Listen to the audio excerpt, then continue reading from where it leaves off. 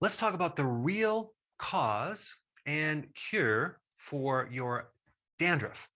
I'm going to talk about what it is, the current treatment for it, and what's really behind dandruff, as well as a really good solution. How about that? What is dandruff? Very simply, it's scaly, flaky scalp.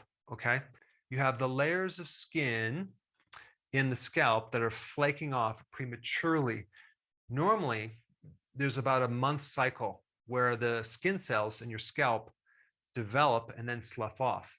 With dandruff, they're sloughing off every week, okay? It's 7 days instead of a whole month, okay? So we'll talk about why that is, but very simply, if you ask anyone what dandruff is, they'll probably show you these little flaking skin cells on their shoulders. And this is why the number one treatment for it is head and shoulders, which they're using a certain chemical, zinc perithione, ZPT, which is an antifungal, okay? And it's also antibacterial. So it'll kill microbes in your scalp, and it does get rid of dandruff, at least temporarily. Now, the problem with this treatment is that it's banned in Europe because apparently it does cause some toxicity to the reproductive organs, okay? Like all chemicals and medications, there's always different side effects. There is a certain fungus that they isolated being behind this whole problem. And that microbe is called malassezia. It is a fungus that has gone rogue, all right? It's part of our normal flora that we have on our skin. And it's really the overgrowth and how this fungus morphs into a kind of a pathogenic microbe when the condition or environment changes, okay? Like all microbes, they live in communities, and there's a lot of different diversification of microbes that are inside our body and on our skin. And when we have this imbalance, we get certain microbes that change their form and they do weird things. And they also cause our own immune system to react with certain defenses. And there's inflammation that occurs and collateral damage.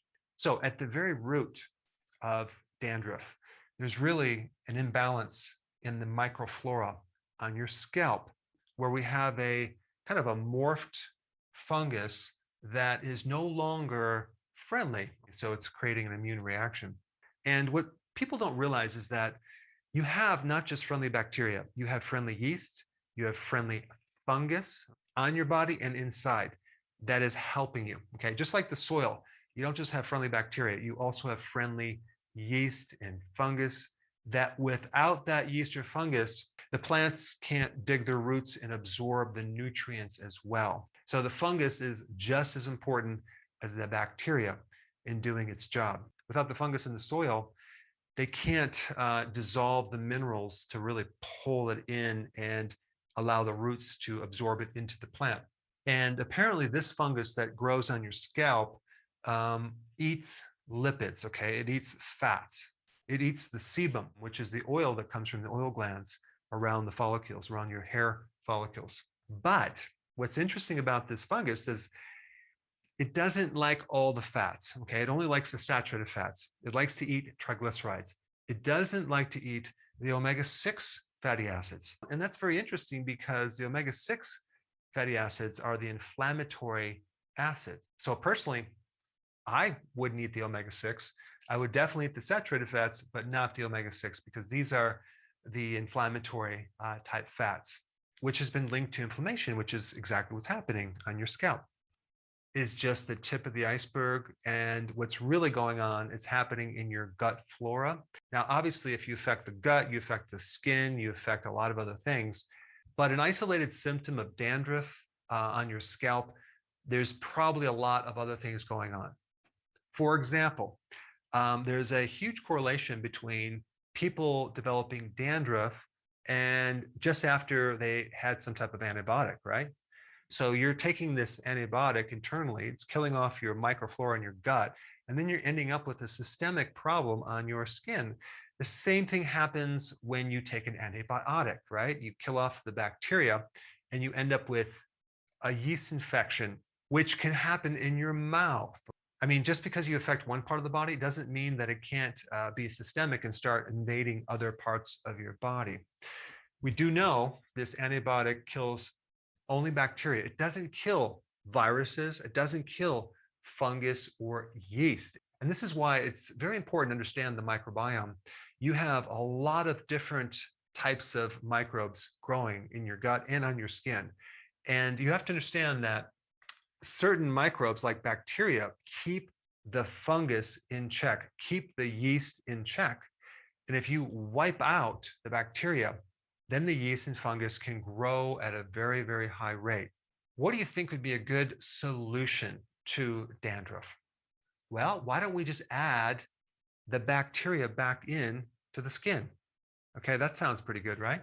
And just so you know, the solutions that I'm coming up with, I found while searching patents for natural remedies to dandruff, which is actually quite fascinating. And I'll put those links down below.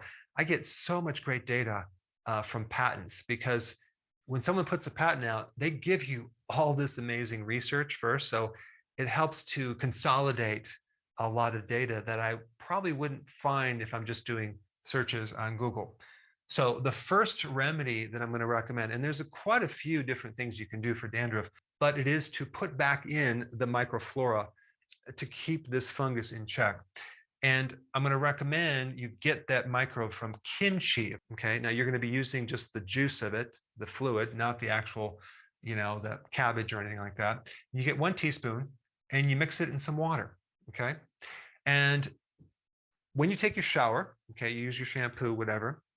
Right when you get done, you can topically put this diluted solution into your scalp. You rub it in your scalp and you wait for 15 minutes. You go back into the shower or the sink and rinse it out. What you're doing is just putting a probiotic back into your scalp.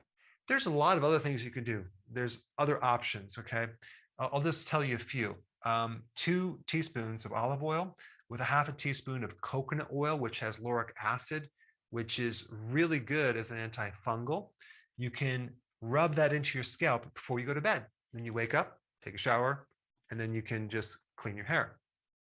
But the point is there are other things other than just putting this probiotic back into your scalp. You can use a diluted tea tree oil, diluted garlic oil.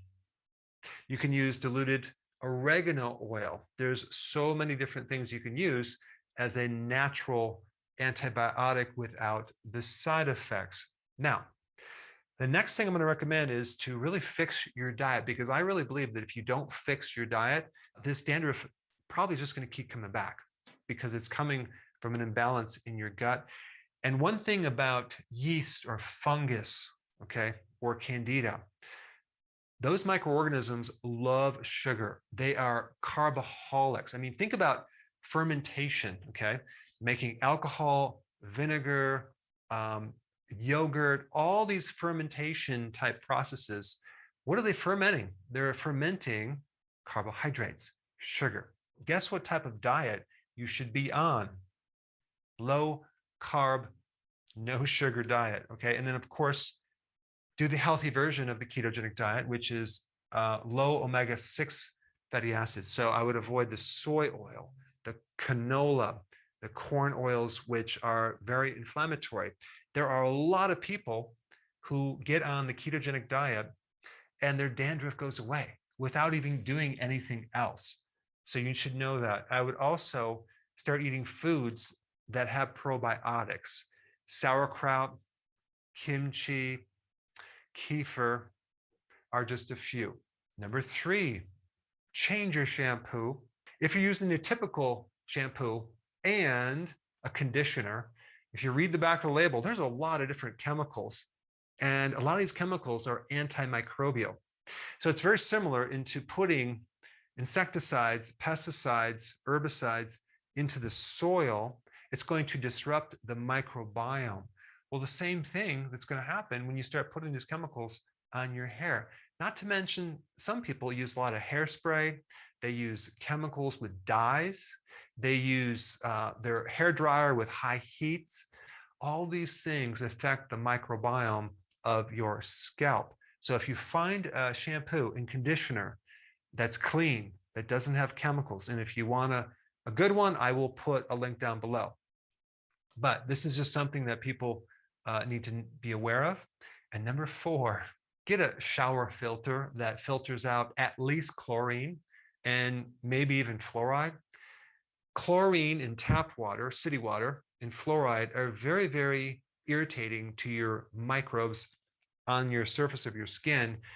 And when you get a good shower filter, you may find that your skin, not just on your scalp, improves, but the rest of your skin and your face. You might find an improvement in your acne. You might find that just the overall tone of your skin is much, much better. Now, the next most important video for you to watch would be the one that I did on acne, okay, relating to this topic. Check this out. I put it up right here.